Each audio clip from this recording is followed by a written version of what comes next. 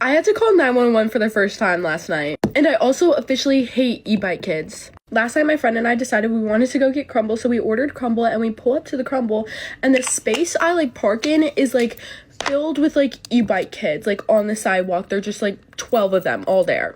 Naturally, my friend and I, we start laughing. Us laughing gets their attention, so they, like, come up to my car, and they start, like, making faces and, like, recording, I guess. And then one of them starts putting trash on my car, so then I stop laughing. I roll my window down, I'm like, hey, like, get your trash off my car. Like, where is your mom? Are you guys, like, 12? Like, don't do that. I guess that, like, makes them mad, so one of them starts digging in the trash to put more trash on my car, and I, like, honk my horn, and my car, I have a Tesla, and it has, like, a megaphone feature, and I turn my megaphone on, I'm like, get away from my car, like, stop, and at this point, they, like, start, like, surrounding me. They're like, okay, now we're gonna mess with her. Then as they're surrounding my car, they start, like, knocking on my car, trying to open my car doors, flashing their lights in my eyes, and just, like, going all around my car, and I start getting scared, and it started getting, like, aggressive. I called the cops. Find, like, what they were just doing, just, like, throwing trash on my car and just, like, knocking on my car and, like, shining their lights might have been dramatic. As it progressed, it just got worse and worse. As I was on the phone with 911 and they were, like, surrounding my car, like, it was actually fucking terrifying at this point, banging on my car, they started opening my car doors because my car was unlocked because we were about to get out.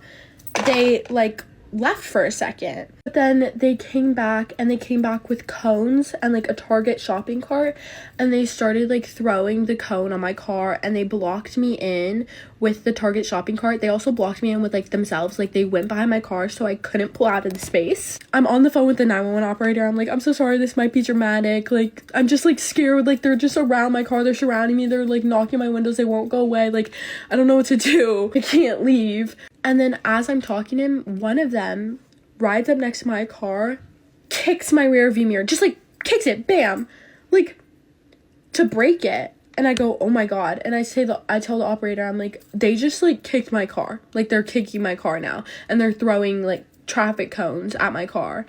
And the operator's like, okay, well, now this is a vandalism thing, so I'm sending units. Guys, it might be stupid. I was, like, actually genuinely scared in this moment. I don't know if I said this already, but my friend and I were sitting in the car, and they tried to open the car doors, and they, like, tried to, like, pull my friend out of the car. And I was, like, on the phone with the operator this whole time.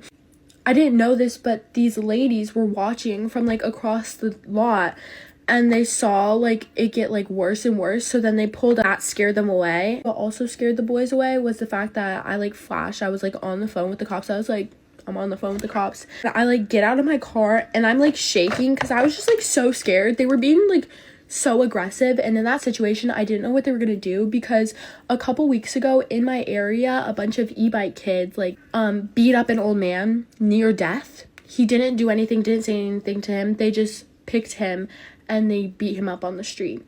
And since he kicked my car, I then also got scared, and I got out and I checked my car. Apparently, one of the traffic cones they threw at my car left this nasty, huge dent in my hood. So it caused me thousands of dollars in damages to my car because I have to replace that whole side panel. And I think I have to replace my headlight because there's, like, a scratch on it. I don't have to, but, you know, I'm going to because I don't want the scratches on my car. And my car recorded the whole thing. I have all their faces on camera. I have the whole situation on camera. When he kicked my car, when he threw the cone at my car, when they blocked me, and them trying to open my doors. They were trying to open my trunk too. I have it all on camera. Cops came and I gave them all that information. They were saying, yeah, like, this is becoming a huge issue. Like, they're messing with people. They're vandalizing things. Like, it's become, like, uncontrolled. And I was like, what's gonna happen to them? And she's like, well, they're juveniles. So, nothing really. Like, it's up to their parents, but their parents will get in trouble. Their parents are responsible. So, if these were your kids, or if this was you, I hope you get in so much trouble. I did press charges. If they do find you, you are paying for the damages, thousands of dollars, and I hope your parents are so disappointed in you. If you're the parent, or if you're a parent of a child that rides e-bikes and does this shit, I hope you're ashamed. Like, so ashamed, because I didn't even do anything to these kids. Didn't talk to them, didn't really provoke them. I just tried to get crumble with my friends, and we were literally attacked. So yeah, fuck e-bike kids. Okay, my heart is actually racing just listening to this. This is literally a nightmare scenario.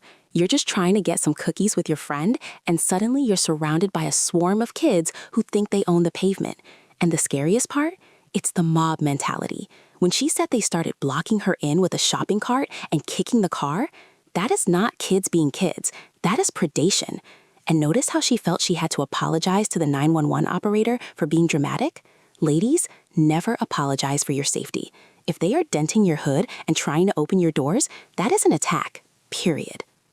Speaking of people using psychological tactics, this next girl handled a toxic man in a way that is honestly kind of genius. So the funniest shit happened because I convince men that I'm a witch for like a hobby, and I give them like shitty prophecies, and I've been posting on my TikTok like all of those stories.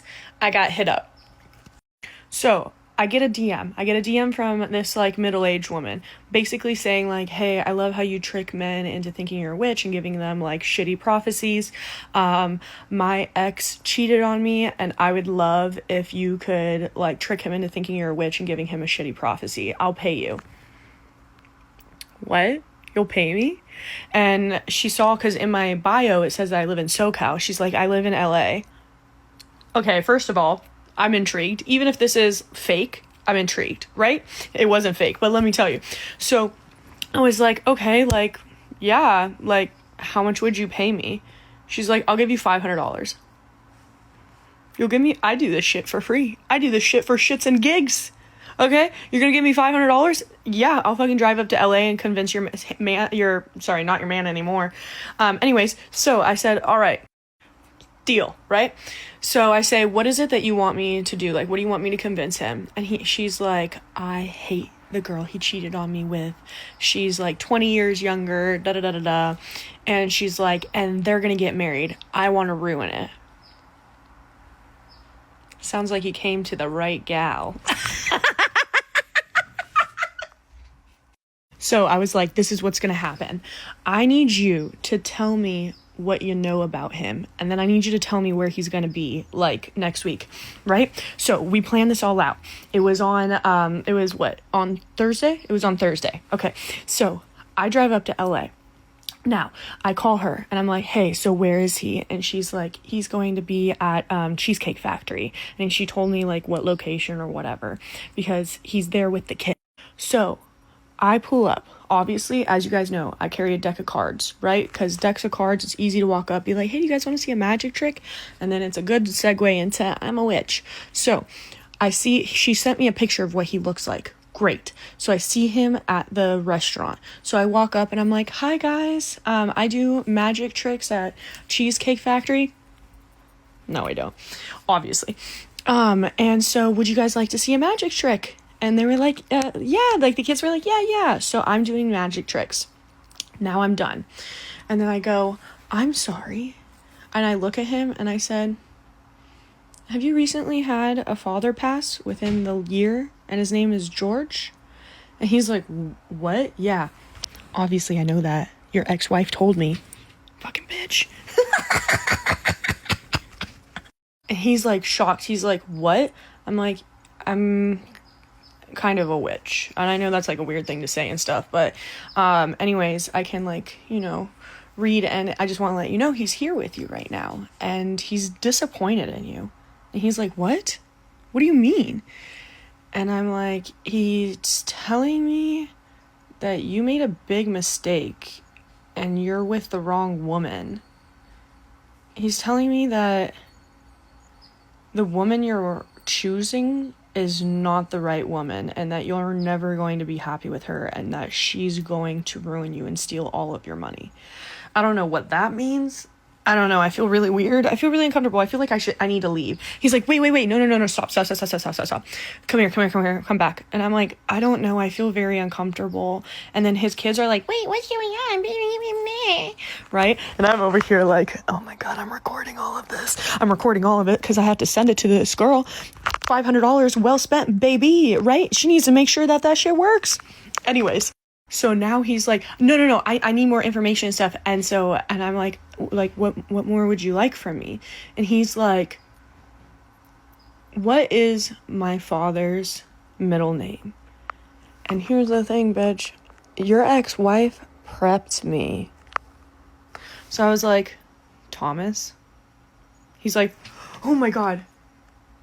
And he said, I can't, I'm choosing the wrong woman. And I was like, yeah. And he's like, fuck. Okay, thank you. And I was like, yeah, I'm gonna go. And he instantly pulls out his phone and then starts calling that bitch. And I know he's calling her. Because I saw her name on his phone. Because I know the fucking name. Anyways, okay, so it's been a few days, and the girl that paid me, right, she gave me a call the other day, or today, and she's like, thank you so much, it all worked out. I'm like, you're not gonna get back with him though, right? She's like, no, but he also ruined it with that girl. So you know what? Some people tell me, like, that I'm low-key, like, a trickster, like, witch or whatever, but I just want to say, you know what, I'm out here, like, saving women's lives, okay? Like, are you kidding me? I love being a woman. Oh my God. That shit is so fire. Oh my God, secure the bag, sis! Listen, is it ethical to pretend to be a witch to terrorize a cheating ex-husband? Maybe not. Is it absolutely hilarious? Yes. The fact that she guessed the name Thomas because the ex-wife prepped her is the level of petty collaboration I aspire to. And the guy's reaction. He's instantly terrified because deep down, he knows he's guilty. $500 well spent. She didn't just ruin his relationship, she haunted his soul. But see, that guy got tricked because he was guilty. In this next story, we have a woman being tricked by someone who seemed perfect on paper. Story time of who the f*** was I talking to. Bear with me because I'm not really good at telling stories, so I'm pretty sure I'm gonna be yapping away at stuff. If you want, you can press down, make my voice go fast. And this all started back in August of 2025. I was on TikTok. I was on a live randomly while I was at work. And live was pretty good. Like, I had some of my friends, etc. There was this one person that was really chatty with me in the TikTok live, and he was really nice. He came in the live and he was like, you're from Baltimore, yada. Just talked, whatever. I didn't think anything of it. I get off the live and my coworker, who was also on my live, was like, oh my God, girl, who was that guy that was in your live? I'm like, I don't know. We went on about the day. Literally that same day, I got a friend request from him, and then I got a message. And he messaged me saying, it was nice chatting with you, just very small talk. And I was like, yeah, nice to chat with you. He proceeds to tell me, I've been in Baltimore for several years. I'm in my residency program.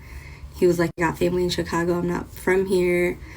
Just started like back and forth talking about like where we're from, how old we are, whatever. Come to find out, we had like a lot in common. I tell you, conversation was so good. It was just like flowing normally. Fast forward, I think we were talking on TikTok for like a month and a half now, like consistent messages, him checking up. He was so consistent. That is the one thing I can say from all of this, is this person kept being consistent. So, you know, I was like, what's the worst that can happen? Let me entertain this. That was my first red flag.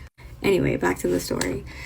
We were talking for about a month and a half before he asked for my phone number. So I gave him my phone number. Again, didn't think anything of it. I'm like, let's see where we can go. Once we started talking over text messages, he like quickly went into his intentions. He was like, I'm really looking forward to talk to someone like on a marriage standpoint. I don't want to talk just to talk. I was like, cool, good with me too. I want to keep it like very halal. Like, I genuinely do want to get to know someone before we get like parents involved. I'm good with the flow that it's going, because honestly, again, in this phase of life, I was not looking for anyone. I was not in that mental headspace. I was so focused on my like career and stuff like that. A little background, this person told me that he was a doctor in his residency program, specifically a neurosurgeon for kids. So I'm already in the back of my mind knowing that this person, he's very into his career. And he was so adamant about telling me like I wouldn't be able to seek anything like real, or wouldn't be able to really like make things official until May, because that's when I finish my program and I have to figure out where I'm gonna be contracted and where basically I want to go live and be like where I want to accept a position at. Cool, at this moment, I'm like still just enjoying the conversation. Nothing is really serious or clicking for me because honestly, like I'm not that into it. Like throughout all of this, mind you guys, I've always had like this little back of my mind gut instinct which I should listen to. Like my instinct never lies. Like a woman's intuition is so real. But I was just like, you know what, this time I'm gonna do things differently. I'm gonna give someone the benefit of the doubt because he was so kind, so respectful. I'm just like, you know, I'm gonna give this person the benefit of the doubt because he has yet to show me anything that is worth me being like, oh, this is a bad person, I should definitely be worried. But in the back of my mind, I kept having that feeling. Anyway, fast forward to around the end of October, things started to get a little weird. I would start to question certain things because like certain things just wouldn't match up. He would always be flying, quote unquote, to Chicago to go see family. I was like, oh, we should like meet one day. We had a coffee setup thing and then he ended up bailing because he was on call and had to go to the hospital or something. I'm like, oh, cool. I'd be like, oh, we should FaceTime. And granted, we would FaceTime. He would like be cooking and doing stuff, but he would never put the camera on him. I'm like, okay, that's weird, but I'm like, let me not be rude, because he would always be like, oh, I want to be very muhtaram, which is respectful. I want to lower my gaze at it. I'm like, okay, this is a good Muslim. Like, let me not be like all weird and toxic. In hindsight, now when I look back, I'm just like, damn, the signs were kind of there, but I was like, no, this time I'm going to do things differently. I'm not going to be an FBI, but I should have. Anyway, so things started to get kind of weird. He started to like backtrack and like not talk as much. You can't even communicate. And I get it, we're all busy. Quote unquote, he's a surgeon. But he'd be like, I was in surgery for 7+ hours. I couldn't talk. And I'm like, okay, let me stop being very pushy. But then it would be like times where he's like not working and then all of a sudden he would go ghost. Like, and I'm just like, okay, that's weird. And I would also always ask him like, oh, what is your last name? And like he was like, oh, I told you once, I'm not gonna tell you again. I'm a very forgetful person, so I just was like, okay, maybe he didn't. I don't want to be weird and like keep pushing it. But like when I would ask him for like pictures of his family and stuff, like let me see who your family is, he would send me pictures and stuff. Every time I asked for like, reassurance, he would give me an explanation and stuff. So like then I'm just like, okay, like everything that I'm asking he's saying, so then like let me just like nah. But again, back in my mind, I always had like this little voice in my head like, Hola, something seems off, it's too good to be true. Fast forward, for the past 3 weeks we didn't really talk, and I kind of like told him, hey, lack of communication is weird. It would go days at this point and stuff like that. And I was like, listen, you should go focus on your life, get your life together. When you are ready to actually like talk to someone, because he's like, I want to get married, I want to have a family, I want to settle down eventually. And I'm like, in order to do all that, you have to be in communication with the person that you want to see. I just don't get how you're going to do all that and then not follow through. So I was like, go get your life together, focus on what you got to focus on. If I'm still available, we can always pick up where we left off and we can talk again. But like, I don't like doing this whole no communication, talk to me whenever you're free, and it can be days. Like, I don't like that at all. I can communicate. I expect someone to at least meet me halfway, or at least communicate when they can't communicate. So we didn't really talk or anything. Still had this person on TikTok. They would always like see my views, like my, TikTok videos. Recently, like last week, he messaged me and he was like, oh, how are you and your mom doing? And I was like, oh, we're good. Like, he would always like ask about like my family and stuff like that, just like out of courtesy and things that we kind of shared in talking. And then nothing went from it. I was like, oh, how are you and your family? He was like, alhamdulillah. And we just left it at that because I was like, there's nothing else to say. It was kind of one of those conversations that wasn't set up for a response. I noticed after a couple of days, I saw him in my views, but like the name had changed. So I'm like, I clicked on a picture, it's him, and then his name completely changed. I know him as Yusuf. His name became a whole different name. So I was like, that's so weird. So I actually messaged him on TikTok and I was like, you changed your name, ? He was like, oh, this is my government name, my actual name. Like, I used this other name in the blad. I was like, what? That's weird. Anyway, that really didn't sit right with me, so I copied and pasted that name and put it in Google, and y'all, the first thing that came up was a Tie the Knot website with him and a woman. I was just like, what? Anyway, this is already almost 9 minutes. I'm gonna stop right here, and y'all are just gonna have to wait for part 2. If this is ever posted, I will make sure I go into details, because what happens from that, like, that is the actual start of the rest of the story.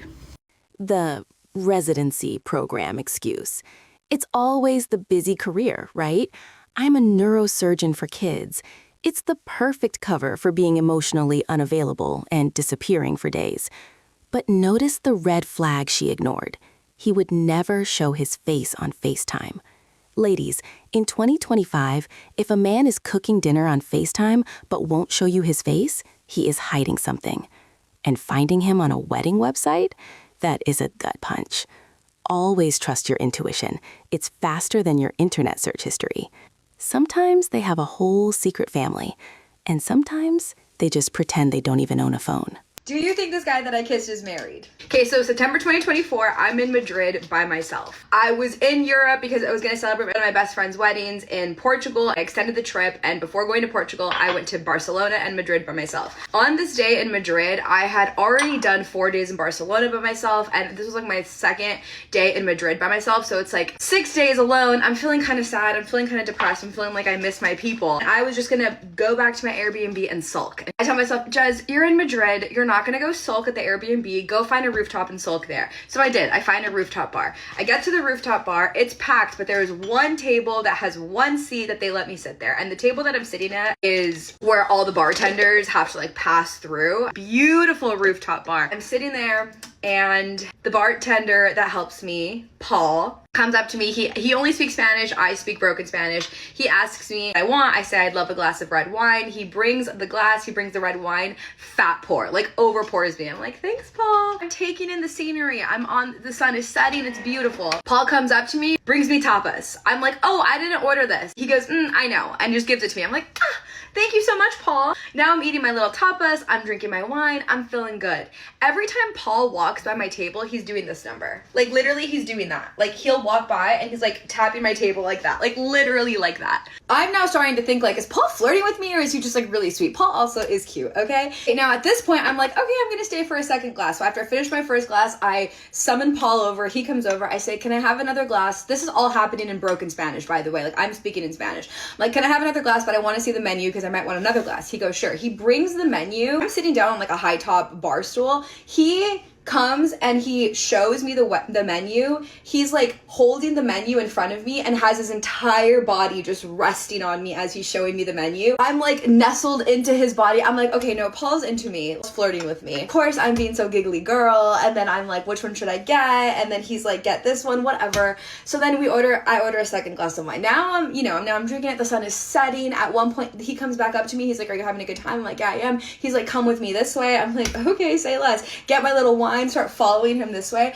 He takes me to like this corner of the rooftop. That sounds sus. There's like fully so many people there, but he takes me to this corner of the rooftop where you can see the sun setting in such a beautiful way. And it's like over this church, and he's like, thought you'd want to see the sunset from here. And I was like, this is beautiful. Now Paul and I are just standing there watching the sunset. We're being so giggly and chummy. We go back to my table. I sit down. I keep drinking my glass of wine. I'm eating my little tapas. And I'm like, I'm gonna get a third glass of wine. So I call Paul over again and I say, can I get another one? And he goes, no. And I'm like, no? And he's like, no, I don't want you to. And I'm like, why? And he's like, no, you can't. And I'm like, what the fuck? Like, why can't I have a third glass of wine? That kind of puts me off. And I'm like, okay, but like I want to. So like, can you? And he goes, okay. Then he comes and he brings the check. And I'm like, oh, no. I don't want the check. I want another glass of wine. And he goes, oh. He's like, I thought you were trying to leave. And I was like, no, I'm not trying to leave. Brings me the third glass of wine. I'm drinking the glass of wine. Now I'm like halfway through the third glass of wine and Paul comes and sits at my table. We're talking and he's asking me where I'm from and I tell him where I'm from and I'm asking where he's from. I live here. I was like, how far do you live from here? He's like, I live 10 minutes from here. I said, okay, mind you, again, this entire conversation is happening in broken Spanish. He tells me he lives nearby. I say, okay. I tell him, what time are you off work tonight? He goes, 2 a.m. I say 2. He goes, dos. I go, en la mañana?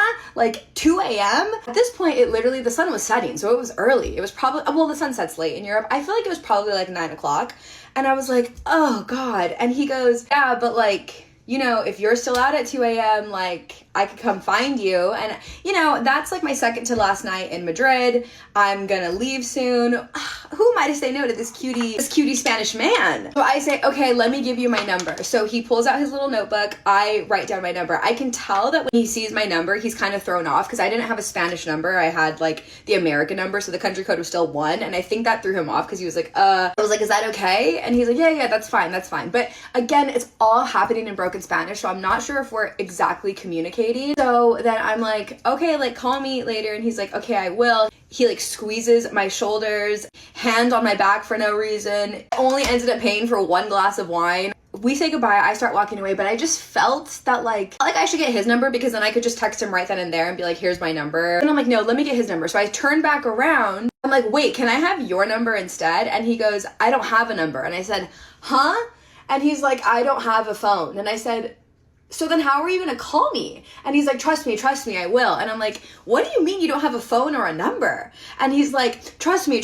And then now he's like starting to like escort me out of the restaurant. He's like, Jezebel, I'll call you. And I'm like, okay. And so we're walking out, and now he's like walked me to like the stairs, because again, we're on a rooftop, so he's like walked me to the stairs to go back down. He opens the door for me, and when he opens the door for me, he pushes me up against a wall, and we start making out in that little stairway. And I'm just like, and then he pulls away from the makeout, and I'm like, ah. It's like, I'm gonna call you. And then he goes back into his little bar, and then I go home. Well, he didn't call me.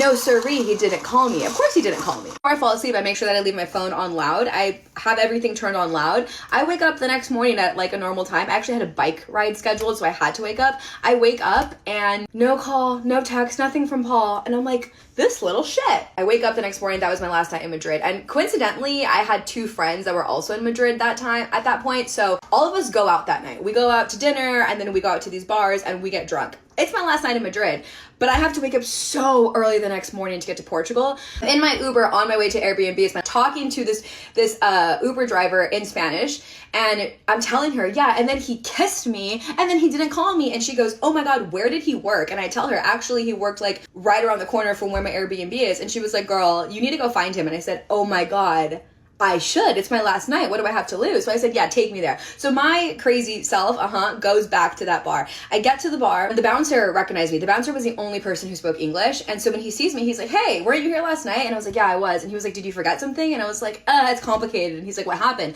And I tell him the story, and he goes, well, he's kind of new. So like none of us really know him. I don't have his number, but maybe they do upstairs. And he was like, you should go tell them upstairs. They're going to think it's funny. And I'm like, okay. So the bouncer escorts me inside to the rooftop, and I see some of the bartenders that I'd seen the night before, and they're like, hey, you were here last night. And I was like, yes, I was. And I'm talking to all of them in broken Spanish, but the bouncer is like kind of translating for me, and they're eating it up. They're like, oh my God. And one of the girls who speaks a little bit of English says, he's new, and none of us have his number. And I said, yeah, but he said he didn't have a phone. And they were like, well, none of us have his number, maybe. And I was like, does he work tonight? Because I went there to the bar with the intention of finding him and being like, hello. And they're like, no, he doesn't work again until Tuesday. And I was like, I'm gonna be in Portugal by then. We'll tell him you stopped by. I said, no need. Literally no need. I'm never gonna see him again. I just thought I was gonna find him here tonight. They think it's so funny. They give me a drink. I'm sitting with the bartenders talking with them my last night in Madrid. And then I drunkenly walk home, and I'm like, all right, well, that was a bust. The next morning I fly to Portugal. I obviously tell all my friends there, because all of us had plans to like hang out in Portugal for like a week. Our friends had plans to leave to Madrid after Portugal,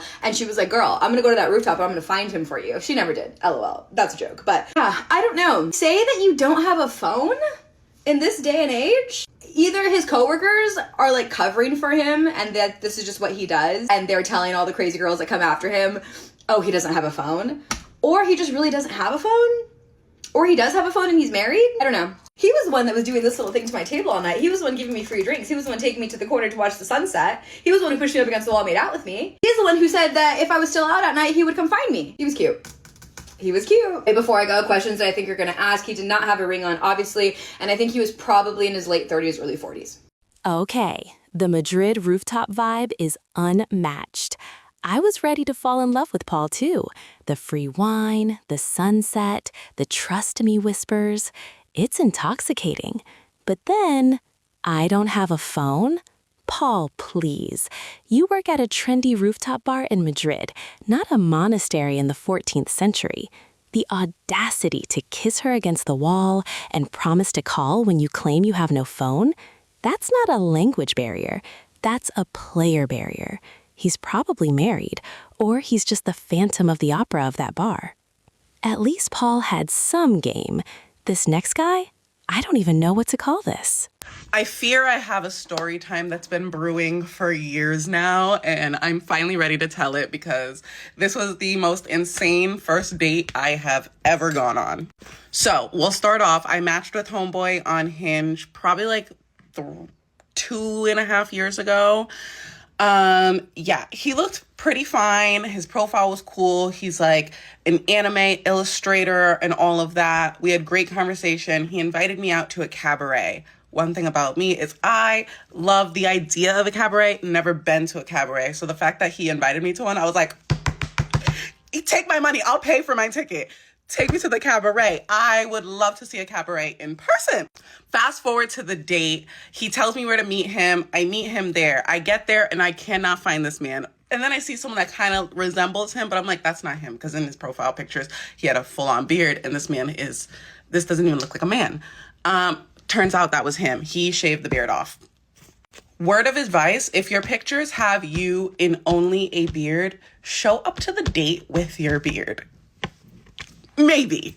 Nonetheless, I get there. I'm dressed like a grown woman and he's dressed normal, but the beard being gone, he just looks like a 15-year-old boy and I look like a grown woman. I look like I'm grooming this man, even though he's older than me. I digress. We get there. He's like, oh, I didn't realize I needed tickets for this thing. So we are going to be in general admission line. I don't mind standing in line. That didn't bother me. I was like, okay, that's fine. Like, let's just stand in line and wait. I have like social anxiety a little bit. So I don't like when people know that I'm on a first date.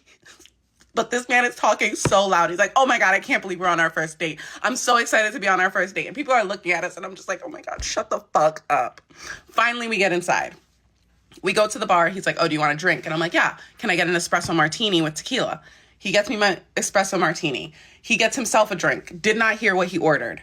We cheers. We're drinking, yada, yada. We both finish our drink. He asks me if I want another one. And I'm like, yeah, why not? So he gets me another one and he gets himself an espresso martini with tequila as well. The drink he had before was more like I want to say like mango-y, or it was orange colored. So it was fruity.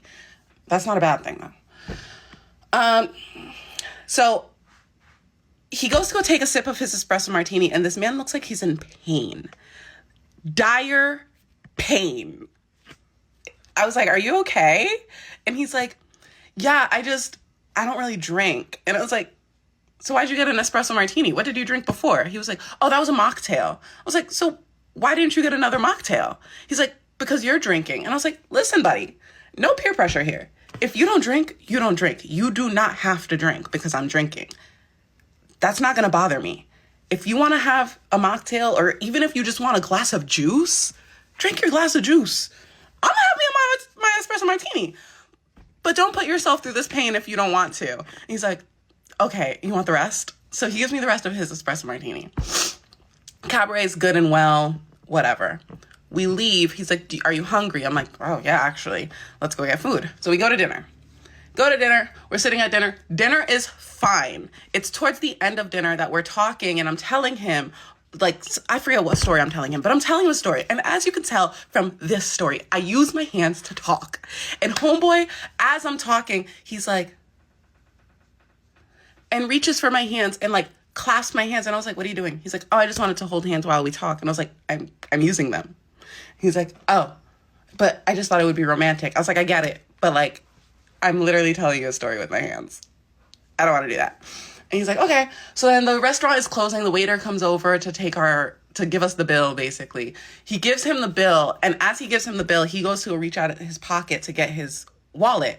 And I don't know if these were thoughts that were supposed to happen in here, but they were happening out here. He goes, I hope I have enough. I hope I have enough. I hope I have enough. And I'm sitting there like this. I'm looking at the waiter. The waiter's looking at me. And I'm just like, I might need to pull out my wallet. Gives the man his credit card. Thank God the man had enough. He's like, oh, do you want to go? And I'm like, yeah, actually, I think it's time for me to go home. He's like, can I walk you to the train? Train's like 15 minutes away. Yeah, sure, why not? Walk me to the train. So we start walking to the train, and he's like, I have a question to ask you. And I'm like, sure, what's up? He's like, I'm just a little too embarrassed to ask you this question. And I was like, what do you mean? Just ask the question. And he's like, can I kiss you? And I was like, no.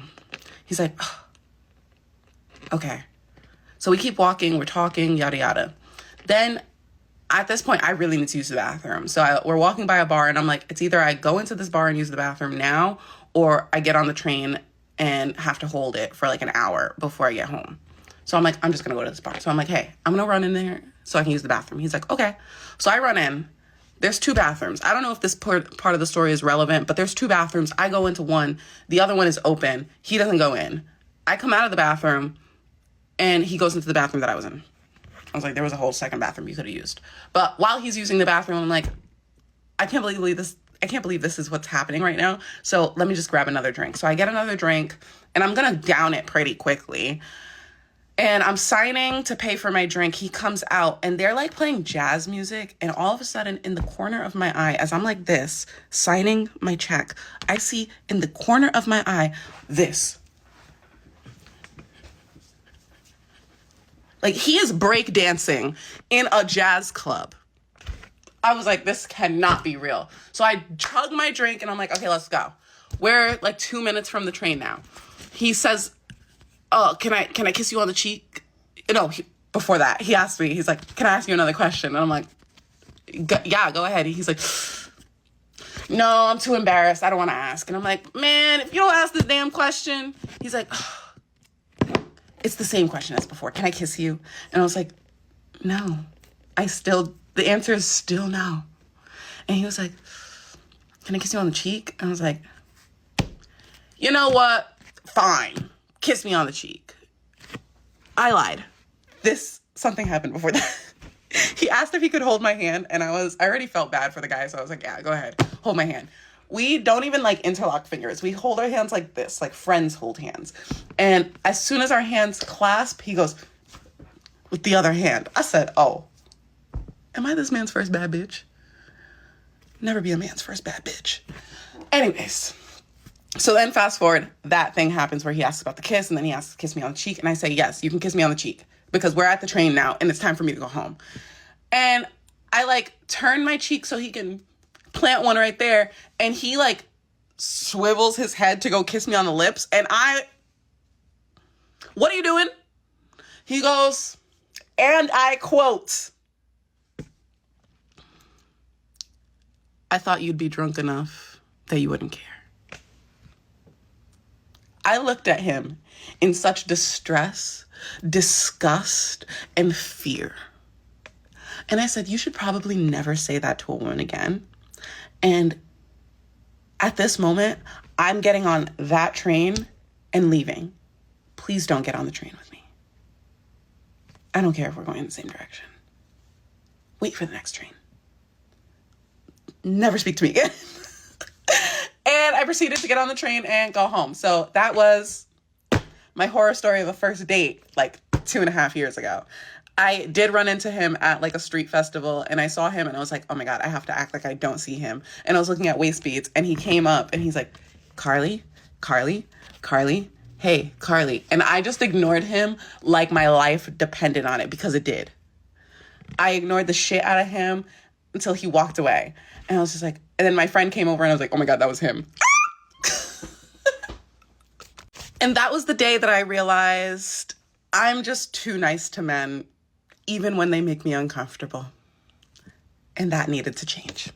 Yikes. There is so much to unpack here. First off, showing up without the beard when your photos have a beard is false advertising. But the can I kiss you question 4 times? Read the room, my guy. If she's running into a bathroom to avoid you, she doesn't want to make out. And the I thought you'd be drunk enough not to care line, that is straight up predatory. That went from awkward to dangerous real quick. Good for her for getting on that train and never looking back. Okay, listen to what happened. This is insane. So there was this guy I was talking to and he had been asking me on like a date for like a long time. And like, I kept dodging it. I was like, no. And then I finally gave in. We went on a date and it was actually a fun date. I had a good time. After that, he was texting me constantly saying he wants to see me, like all this shit, blah, blah, blah. But it wasn't anything serious. I was just bored. We were just having fun, you know, normal shit, I feel like. And then, another thing is he asked asked me to go to the gym with him. This is important because that's public area, okay? I did not come up with that. We did that like twice, okay? And another thing is he would not every time, but there for a minute, he brought up, like, oh, Hayden, I don't think you know how known you are, or like, you know, like ever since we went to the gym, I have people asking me about you like every day, like all this shit. Okay, keep that in mind, right? So one day he texted me and I'm at the gym with my friend and he goes, who are you walking with? And I'm like, what? I was thinking he was in the gym peeping me, right?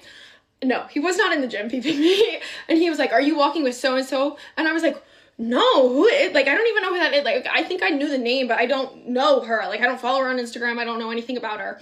And he was like, okay. He was like claiming I was lying. And I was like, what are you talking about? Like, he was like, I didn't know we were public. Public? What do you mean public? Like, I'm not talking about you. I don't know what you're talking about. And he's like not telling me details and shit. And I'm like, what is going on? So I try to call him and like a pussy. He didn't pick up. He needed time to figure out what he was going to say, I'm sure. But so eventually that night he does call me and he's like, oh, like my friend so-and-so like called my other friend so-and-so, like some girl called his friend and said like she saw me at the gym with the other girl I don't fucking know and was like, apparently, now this all could be a lie. We have no idea. But apparently I said, looks like I'm not going to be single for long. I'm getting a boyfriend and it's so-and-so. Do I look like I would say that? Let's be real. Let's be honest. Those words would never come out of my mouth. He told me and I laughed. All I could do was laugh. I was like, I don't even know who this chick is. I'm like, no, I didn't say that. I said, no, like I talked to my friend about you, sure, but I am not talking about boyfriend shit. I'm scared of that. And so he was like, yeah, like it didn't even sound like you and da da da da. And I was like, I mean, like, you're the one telling me people are coming up to you. Nobody's come up to me. It's on you. Like, this was your idea, you know, people are talking, making up rumors and shit, whatever. I can't control that. And he was like, yeah, like, da-da-da. And I was like, and then he goes, I lied. What do you mean you lied? He said, actually, it's a different girl who told him this story. And I'm like, I don't know who this girl is either. And he goes, yeah, like I'm pretty sure what happened is like she has like a really big crush on me and like I told her I wasn't interested and like I don't think she understands that I'm not interested. It's like she's part of a friend group so we hang out like in a big group but like I have no interest. I've rejected her multiple times and I was like, yeah, you might say that but whatever you're doing is showing the opposite because how are you going to be that crazy insecure girl that makes up a whole story about someone you don't even know? I have no idea who this chick is. I've never even seen her day in my life, I don't believe. And, so I'm like, okay, I am not interested in the drama. I don't want to talk to you if there's going to be all this drama. I don't want to talk to you if you have, like, some serious interest in this girl because she's obviously crazy. I don't want to get involved with that. And he's like, no, whatever, da-da-da-da, you know. I was like, okay, we're fine. Like, I can't help that. Anything with the rumor shit, you know. And he was like, yeah, we're good. Just go back to normal, right? And then, he left me on delivered for a while, and you know what, it doesn't matter. And then I got curious, right? Because I was like, let me look this girl up. Bitch. I went on her Instagram, and she was private, but she has, like, a spam account. Oh, my God. He's in, like, multiple photos of hers, and I'm like, I mean, like, mouth dropped. I was not expecting it, because if you're posting someone, like, that must be pretty serious. I didn't know about this. And I looked at the date on like when the first one was.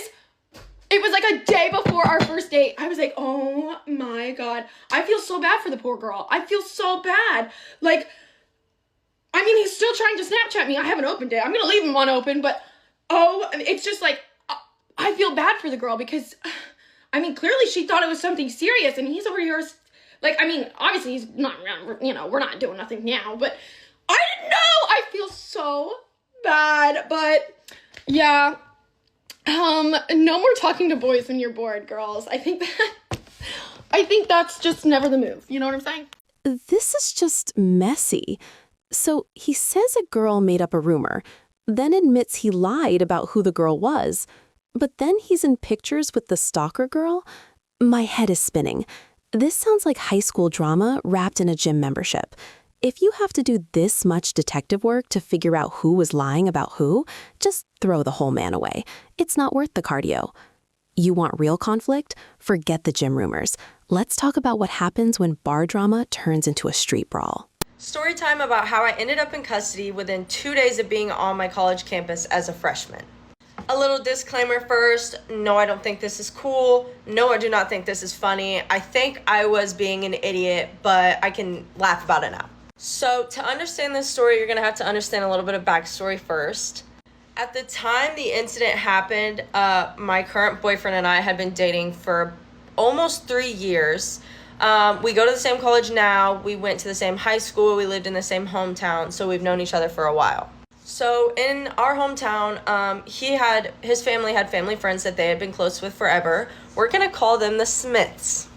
So my boyfriend's about 1.5 years older than me. The Smiths had 2 daughters. One is about 3 years older than me and one is about 5. Okay, keep that in mind. We're going to give them names later, but for the moral of this part of the story, basically they ended up going to the same college that me and my boyfriend go to now. And his freshman year, they helped him out quite a bit. And I just want to say this right here. I did not mind at all. I appreciated the fact he would go over there, they would make him dinner, stuff like that. I thought it was really nice. Until I found out that they were doing some, let's just say, not so legal things with him there. And yeah. They also would always have friends over and basically try to get my boyfriend to get with their friends. Obviously this didn't go on for too long. About the second time that, they tried to get him with one of their friends, I caught on and I was like, no, we're done going over there. And he was like, okay, I understand. I get it, I end up getting into a little argument with the Smith sisters because I'm like, first of all, you guys don't care about his well-being and you've known him for forever. You don't care about our relationship. You don't respect me as a person. And I basically just asked them, I guess politely enough, in my opinion, to stop talking to my boyfriend. Time passes, whatever. They stop talking to my boyfriend and it is now my freshman year in college. I'm here now. So obviously the first day that I'm here, I'm unpacking, I'm getting all my stuff figured out, whatever. Second day comes and me and my boyfriend decide that night that we would like to go out to the bar and have a little bit of fun. I'm a freshman in college, I'm at the bar, you do the math, not right, okay? So we're at the bar together, we're having a good time, and I need to go to the bathroom. So he's waiting outside of the women's restroom for me. I go in there, use the bathroom, and I come out. And then when I come out, he tells me that the younger sister and her friend and the older sister are all there, but the younger sister and her friend came up and said hi to him. Now, first of all, I have alcohol in my system. I have asked these girls to stop talking to my boyfriend, and they wait until I go to the bathroom to walk up to him and say hi. Now, obviously, I'm annoyed, but I'm on a new campus. I'm new here. I'm not trying to draw a crazy amount of attention to myself, but I do want these girls to know that I know what they're doing. So for some reason, my brain just knew where they were. And I told my boyfriend, I was like, okay, one sec.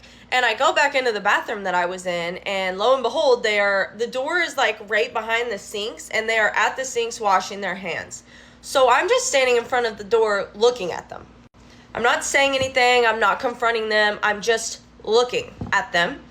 And they see me, but they're not saying anything, whatever. And then they walk over to the door. I open the door for them. And I'm 18, the girl that is 3 years older than me, okay, the sister, turns and sticks her tongue out at me. So obviously I'm not taking this very seriously right there. I'm like, okay, that's great. So I laugh in her face. And then she walks out, okay? She walks out of the door. I walk out behind her. And I somehow get shoulder checked by this same girl that I just walked out behind. So obviously I'm like, what the hell? And I turn around and I shove her. I shove her away from me. Get the hell away from me. She is giggling, drunk, stumbling, walks away. I'm like, okay, this is great. So I explain to my boyfriend what just happened in the bathroom. Now, as we are walking down this hallway, away from the bathrooms, back towards the dance floor and everything, I have never seen these girls in real life, okay? I've only seen them over the phone, social media, things like that. I get grabbed by the throat and pushed up against the wall, okay? So now my boyfriend's right here. This girl's in front of me. And I'm looking at her and I'm like really trying to put like a name to the face. I'm like, who is this? Who is this? Why would she want to grab me by my throat right now?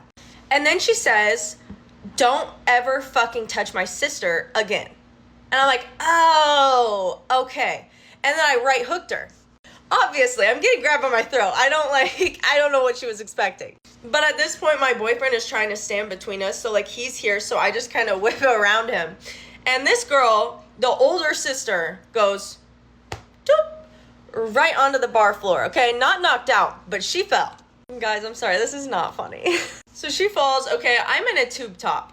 My boyfriend is still in between us, but he's moved now because she's not grabbing me by my throat anymore. And now the bouncers are kind of seeing everything that's happening.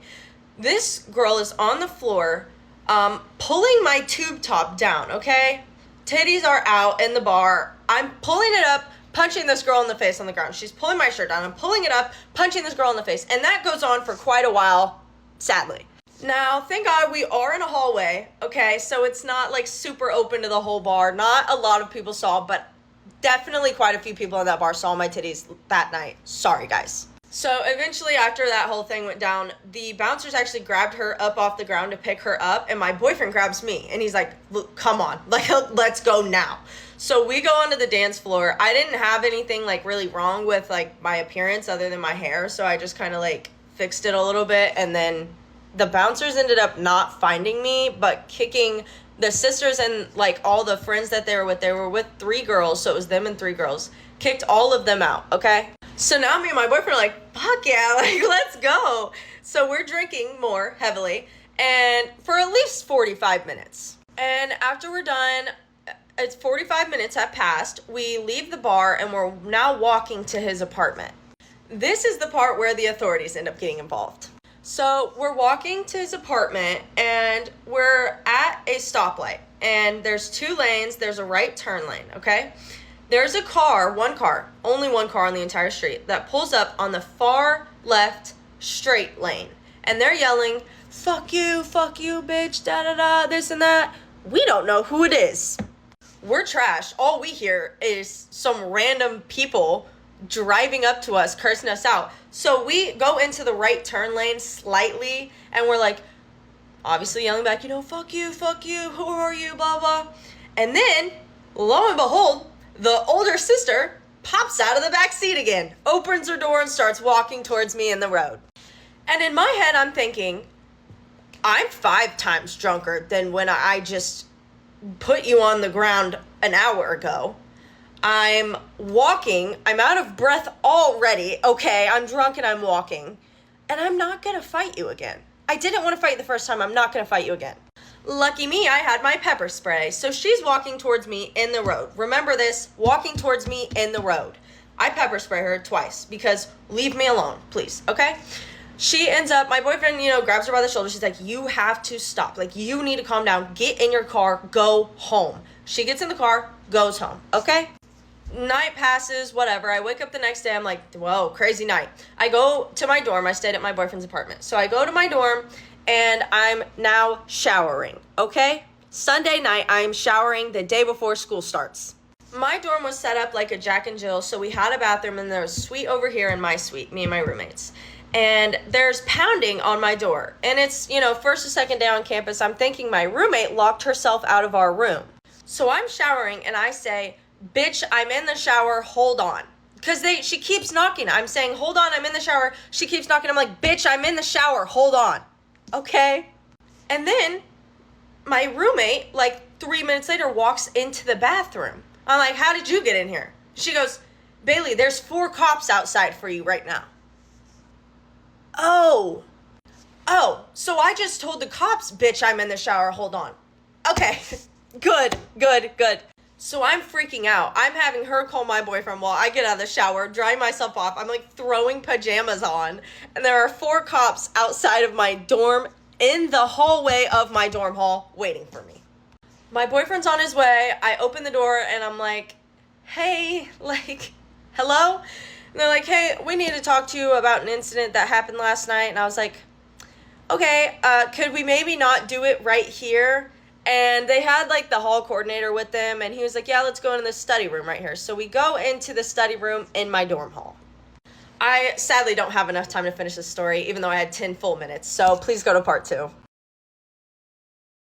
Okay, this escalated immediately. From a shoulder check in the bathroom to being grabbed by the throat, that is not a catfight. That is assault.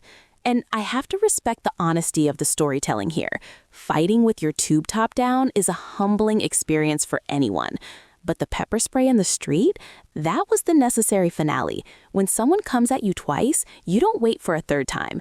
It's chaotic, it's messy, but honestly, she defended herself.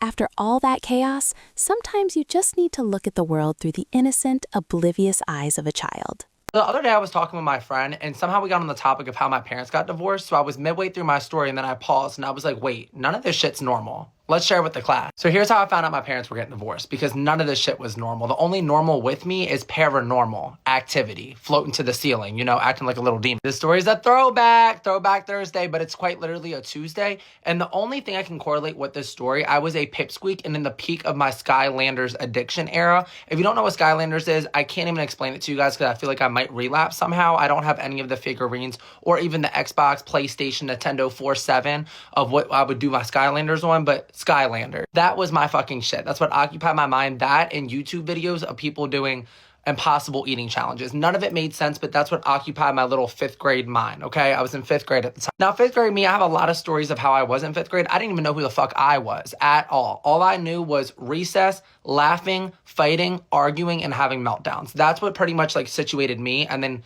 gaming with my Skylanders. I wouldn't even call that a game. I don't know. Now, I want to say through my pipsqueak era, my childhood was normal for the most part. I mean, not really normal. I had a lot of fucking meltdowns, but I want to say my parents did the best they could to make sure I had a good childhood. They didn't intentionally do anything bad to me. Was it normal? Absolutely the fuck not. But that mainly wasn't my parents' fault. That was me just having meltdowns. So we would be in the middle of Target and I'd be like, ooh, I want this shampoo for no fucking reason. And they'd be like, no, we're not spending money on that shampoo. You already have shampoo at home. Here I go knocking shit down, right? Now there's an earthquake. I make an earthquake. Watch this shit. Aisle 4 is turning into a fucking tornado. Watch. I was the problem. I'm gonna take accountability on that. I was the pipsqueak problem, but I blamed it on everybody else, okay? But I want to say for the most part, it was a normal childhood. But for the most part, it was normal, right? Grew up in my house, had both of my parents, had my grandparents involved, 2 little brothers, which kind of, give me war flashbacks because we were fighting battles 24/7 together. We had our elementary school literally 2 feet away from our house. It was almost like flashbacks. I would leave school and I was able to walk to my house. My parents would even pick me up from school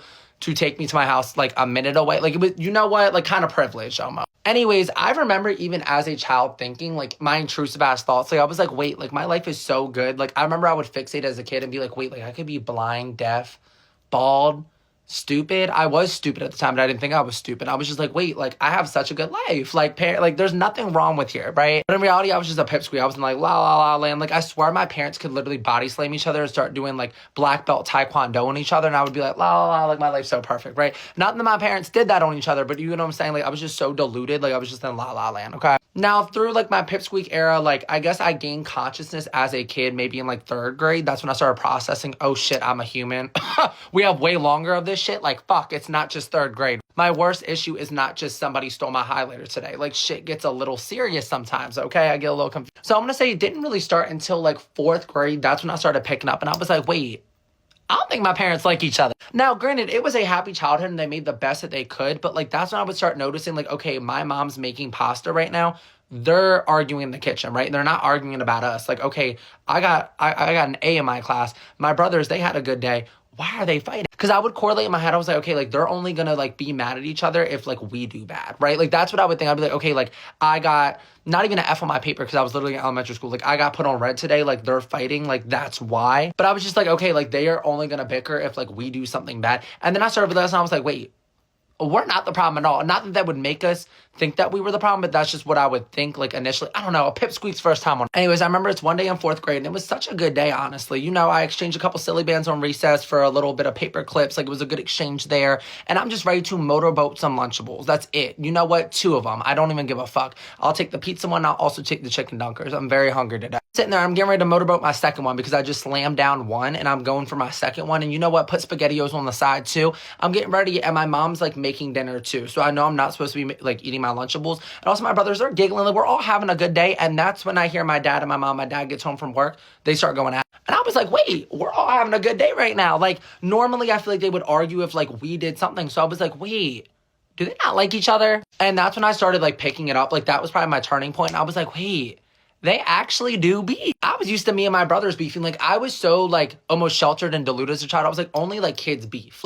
Like parents always have to shake hands and like, you know, act professional. Like there's no way they actually like argue and shit or like slam stuff down. Then I remember one time they're beefing. Then my dad slams the pot down, not at my mom, but he just slammed it down out of frustration. I was like, oh, they got a temper too. Perfect. My mom getting loud and stuff. I'm like, wait, not that I liked it or enjoyed it, but I was just like, okay, like they're humanized too, right? Like they're not civilized either. We're all in this little like, cauldron together. We're not all doing. I opened my eyes a little bit and I was just like, you know what? Hell yeah, because when I throw fucking books at my brothers and we're, you know, playing the Hunger Games with each other, you guys do that too at your grown fucking ages. This is kind of cool. I don't know. And then it started not becoming cool because then the next incident after that, because not that they would argue a lot, like they would hide it from us a lot, but like a couple times it would have to be brought into the living room. They would start arguing. And I was like, oh. Oh, shit. I remember one night, that's where it really hit. I remember I was sleeping in my room, okay? And my brothers were in my room too. If you saw that previous story time, But my brothers, if you don't know, my brothers moved into my room because they're apparently afraid of monsters. They did despite me. They would purposely stay awake late at night just to clash shit around and scream. And then when I would get my parents, they would act asleep. It literally was medieval torture. Besides the point, my brothers are all in my room, whatever. And I want to say it was almost like midnight, right? And for a pipsqueak, baby, 10 p.m. was the sleep time. You know, 10:30 if I was really sneaking my iPod Touch under my covers. Anyways, my dad knocks on my door at around like midnight. And I'm like, oh, hold on. I was thinking it was going to be one of those Instagram monsters where if you didn't repost the monster in about 24 hours that they were going to come and they were going to get your Achilles. They were going to take everything from you. So I'm over here like, oh my God, who the fuck is knocking my door? Creaks open and I'm like, it's it. Take my brothers. Come on, sacrifice them. Put them on Depop. I don't want them. I really don't. I don't support. So I literally like stand up and I'm like, take them, both. 2. I got twins right here. Double it. You don't need me. I'm worthless. I scream a lot. And while I'm doing that whole charade, my dad's like, shh. My dad, why are you invading my room? Okay, come in. What's going on? And he was like, hey, are you guys okay if I like sleep in here tonight? Like, you know, the bed's kind of hurting my back. I just want to sleep here tonight. And then he ended up sleeping on the ground. I was like, okay. And now I realize, yeah, him and my mom are beef, yeah. So honestly, it never really affected me. Like I was just like, okay, like another day, another dollar. Like everybody's gonna argue because I feel like once again, people argue in relationships. That's normal. 24/7, it's not. Anyways, fast forward to fifth grade. It was the last year of elementary school. Bitch, I run this place. This is my kingdom, the Lion King. I'm the fucking lion, and I guess you guys are all jaguars. I don't know. In reality, I was not the lion. I was the little pigeon that was always gonna get smacked. But besides the point, I was the big lion. I'm the older sibling, so I'm gonna run this shit. So I remember it's halfway through 5th grade. Like it is just about to enter 6th grade, okay? And something occurred this week. I'm 99% it was at recess. I think it was a silly bands trade gone wrong. Like literally I tried to steal somebody's paper clips before I gave them the silly bands and they pushed me to the ground.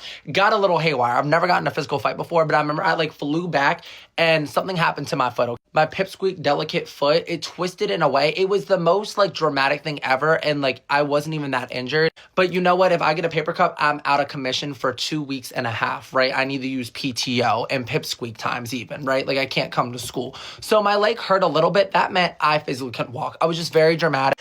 Anyways, so I was just limping around, you know, almost asking my parents if they could give me crutches. They're like, fucking grow up. Like nothing's wrong with your foot. They took me to patient first and the patient first person said quite literally nothing is wrong.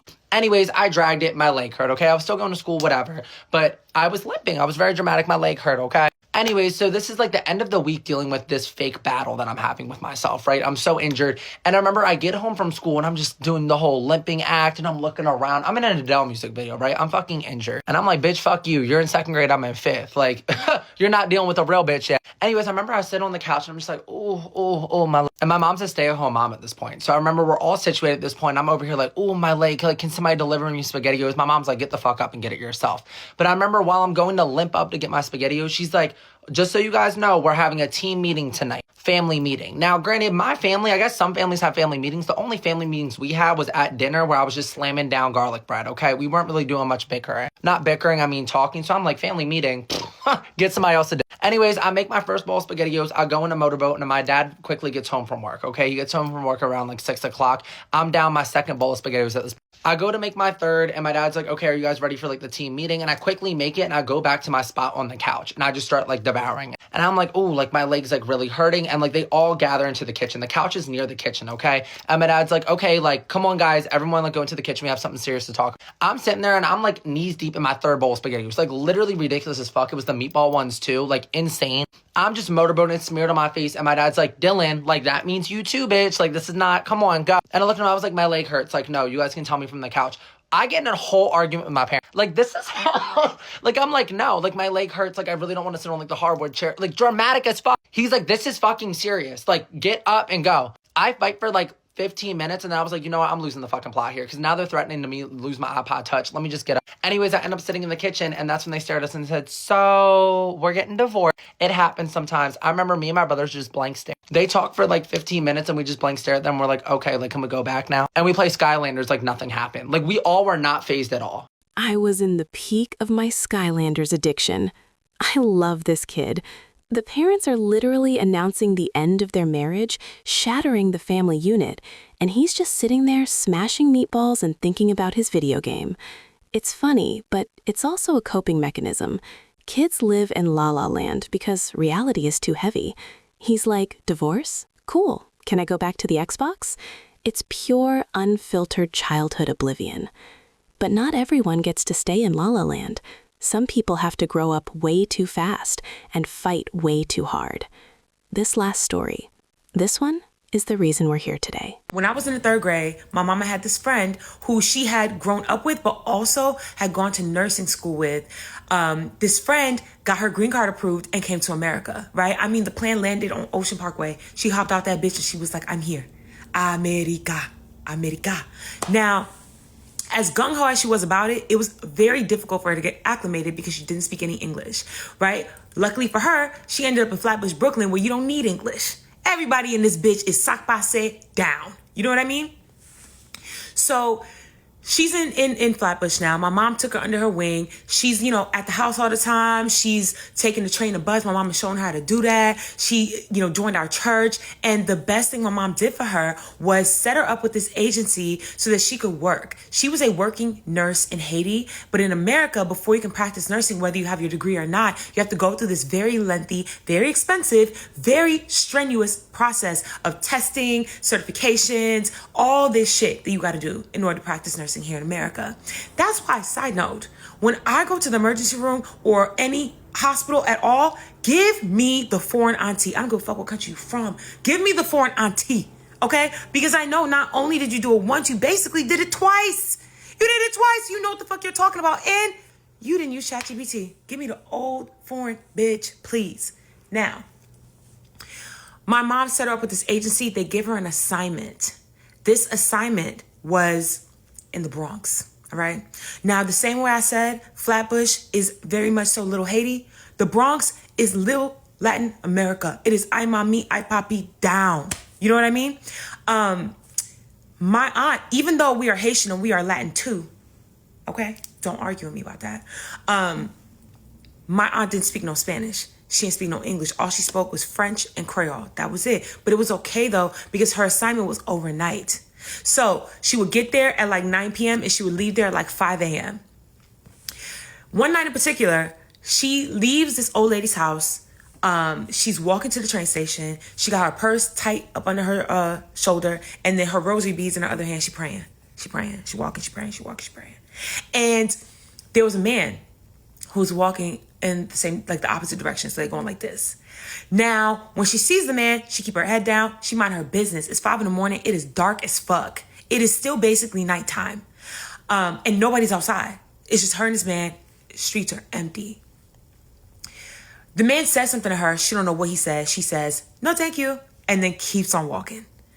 I don't know what he said to her. I don't know who this man was. I did hear a full description of him, and I'm not gonna lie, it sounded like Peter Guns. I'm not saying that Peter Guns is the one who did this to my auntie. All I'm saying is, where were you?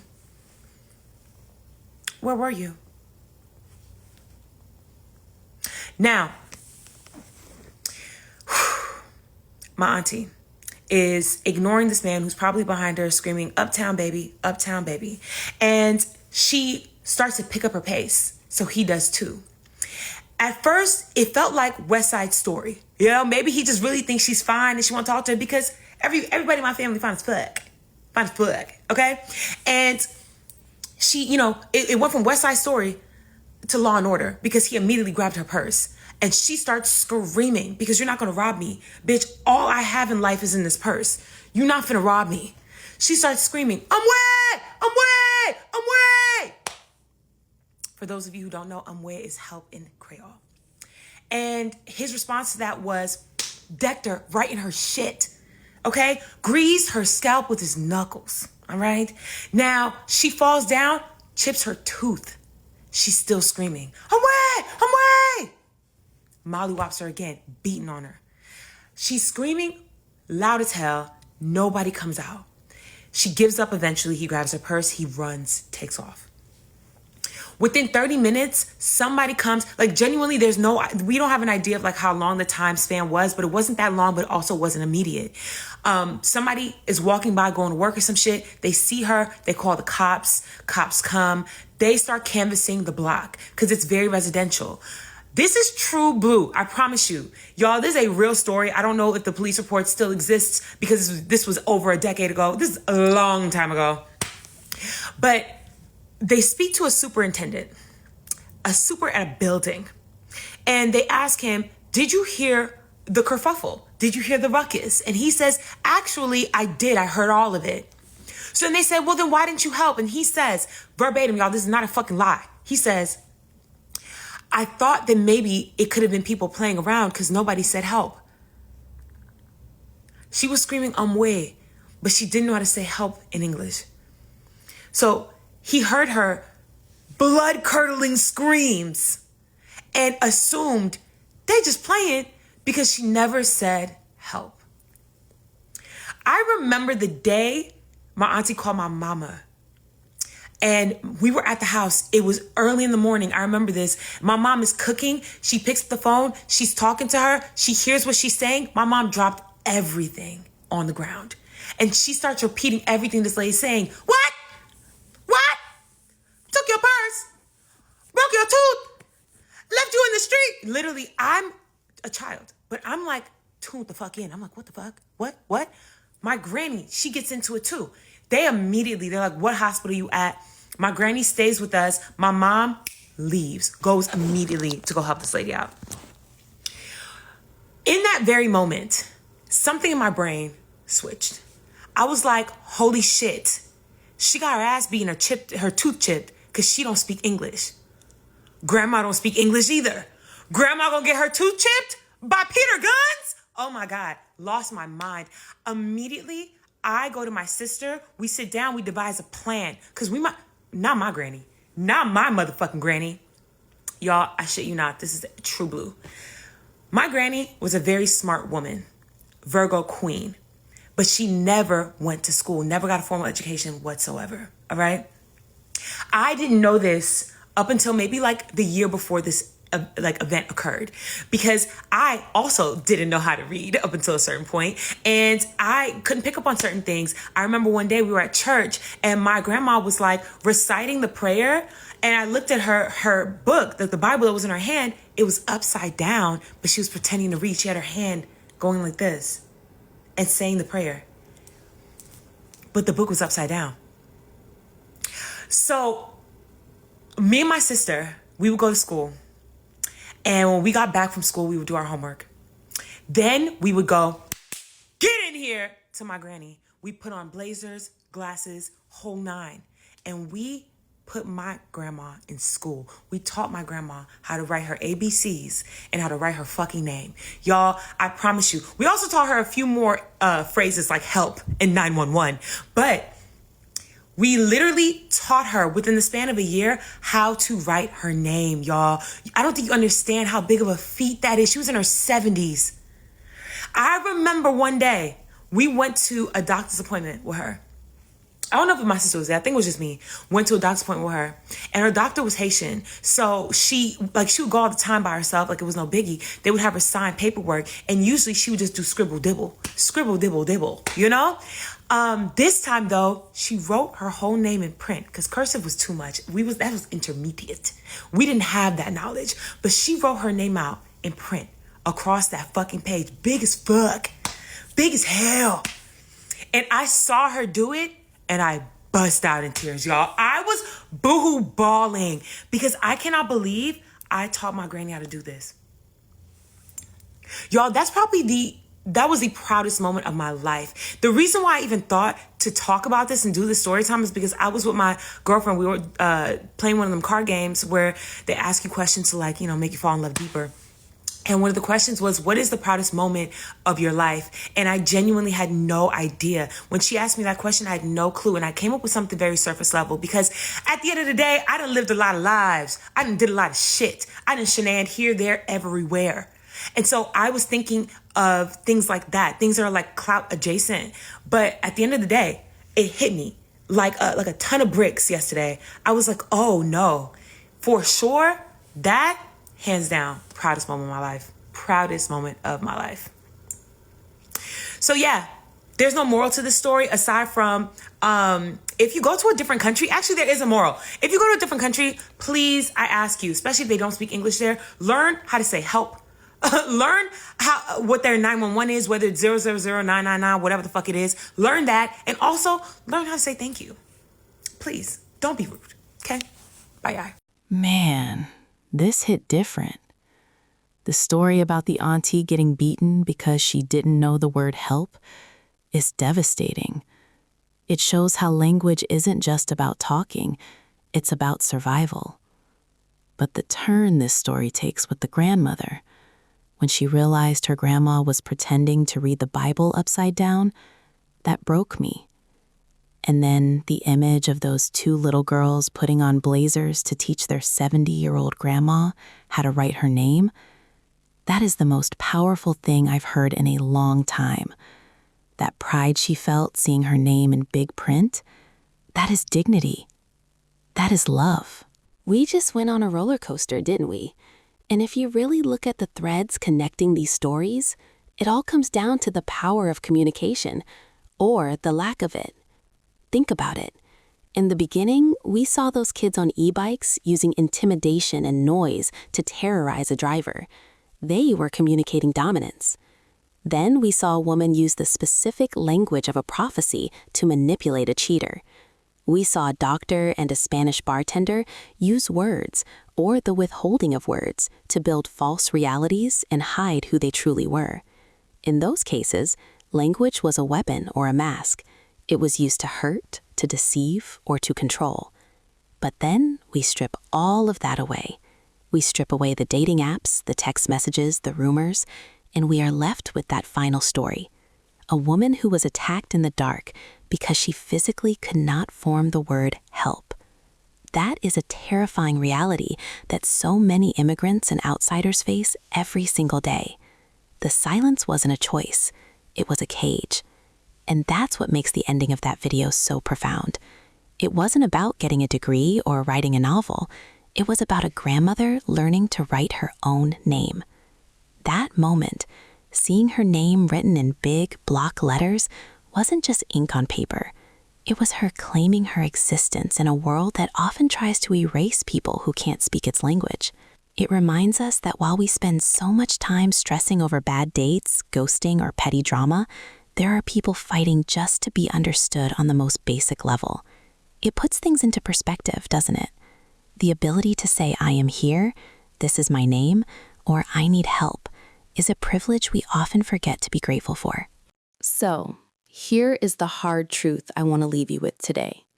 We live in a time where we are constantly talking, texting, and posting, but are we actually communicating?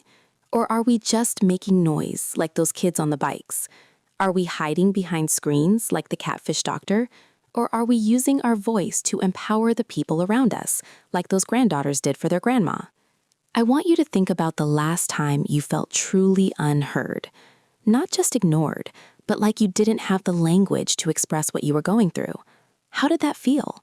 And conversely, who is someone in your life that might be struggling to find their voice right now? Maybe it's a parent, a grandparent, or just a friend who's gone quiet. Maybe instead of waiting for them to speak, we need to be the ones to hand them the pen. What would you have done if you were the one in that car surrounded by those kids?